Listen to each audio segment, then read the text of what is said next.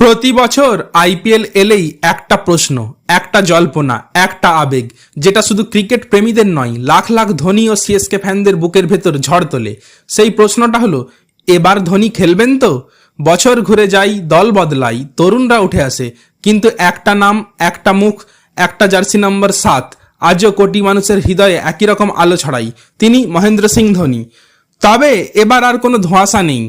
Chennai super Kings জানিয়ে দিয়েছে, শেষ মুহূর্তে কোনো অঘটন না ঘটলে আগামী আসরে মাঠে দেখা যাবে মহেন্দ্র সিং ধোনিকে। ভারতের একাধিক সংবাদ মাধ্যমে চেন্নাই সুপার কিংসের সিইও কাশী বিশ্বনাথন জানিয়েছেন, ধোনি পরের মরশুমে খেলবেন বলেই তাদের পরিকল্পনা। কাশী বিশ্বনাথন বলেছেন, আমরা অত্যন্ত আশাবাদী যে ধোনিকে পরের বছর পাওয়া যাবে। ধোনি এখনো না বলেনি, তাই ও খেলবে ধরে নিয়েই আমরা এগোচ্ছি। এই একটা লাইনই যেন ফ্যানদের বুকের ভেতর ঢেউ তুলেছে। কারণ ধোনি মানে তো শুধু একজন ক্রিকেটার নয়, ধোনি মানে একটা অনুভূতি, একটা বিশ্বাস, একটা ভালোবাসা। এ প্রসঙ্গে আপনাদের জানিয়ে রাখি, আগামী 15ই নভেম্বরের মধ্যে আইপিএল এর দলগুলোকে ধরে রাখা খেলোয়াড়দের তালিকা অর্থাৎ রিটেনশন লিস্ট জমা দিতে হবে। এর আগেই ধোনির সঙ্গে বৈঠকে বসবেন চেন্নাই সুপার কিংসের ক্যাপ্টেন ঋতুরাজ গায়কোয়াড় ও কোচ স্টিভেন ফ্লেমিং।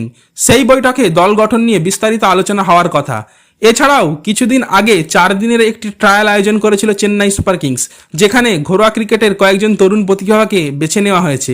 আপনাদের মনে থাকবে, গত মরশুমে পয়েন্টস টেবিলে সবার নিচে শেষ করেছিল সিএসকে। সুতরাং সিএসকে ফ্যানদের নজর থাকবে কোন কোন প্লেয়ারদের তারা ধরে রাখে তার উপর। তবে তার আগে তাদের জন্য আপাতত খুশির খবর এই যে, তাদের প্রিয় থালা ধোনি আইপিএল 2026 খেলবেন। সুতরাং এই ছিল ধোনি ও সিএসকে কে নিয়ে একটা আপডেট। আপনাদের কেমন লাগলো কমেন্ট করে জানাবেন।